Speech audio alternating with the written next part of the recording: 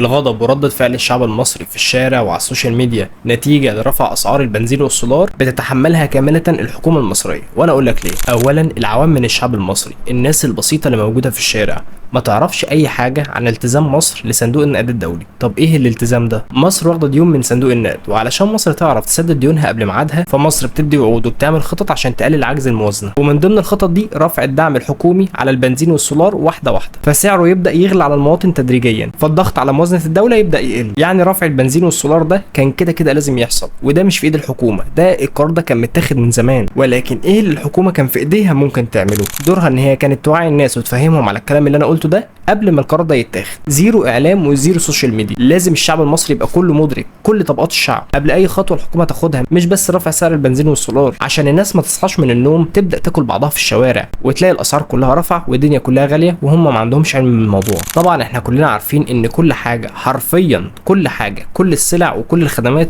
وكل الاصناف مرتبط سعرها بشكل مباشر او شكل غير مباشر بالبنزين والسولار، فبزياده البنزين اسعار كل حاجه بترفع. طيب دور الحكومه في النقطه دي ايه؟ دور الحكومه هو الرقابه، والرقابه بيد من حديد، رقابه شديده. مش بس الرقابه على المواصلات والاجره والميكروباص، لا، الرقابه بتبقى على كل التجارات، على كل الاصناف. جربوا نزولوا السوق هتلاقوا من اول بياعه الجرجير لغايه الهايبر ماركت كلهم بيلعبوا في الاسعار وكلهم بيزودوا، والشغل داير دلوقتي. اصل البنزين زاد، السولار رفع، وقبل كده كان اصل الدولار رفع واصل الجنيه نزل، وهكذا. لو في فعلا رقابه من حديد ولا عمره هيحس بجشع تجار، ولا هيحس ان في تلاعب في الاسعار ولا اي حاجه من الكلام ده. اصل المفروض الحكومه ما بتعتمدش على ضماير التجار، ما بتعتمدش على النزاهه. العقل بيقول ان احنا بنراقب وبنراقب كويس قوي، واللي بيغلط بيتحمل وبيدفع ثمن نتيجه غلطه. والنقطه الثالثه واللي انا شايفها مهمه جدا ولا تقل اهميه عن النقطتين اللي احنا اتكلمنا عليهم، الا وهو التوقيت. انتوا عارفين شهر اكتوبر 2025 ده شهر استثنائي، لان المصريين فيه حسوا بانتصارات متتاليه، حسوا برياده مصر في المنطقه، حسوا كده بزهو وانتماء للبلد. فما ينفعش بعد الرفعه المعنويه الكبيره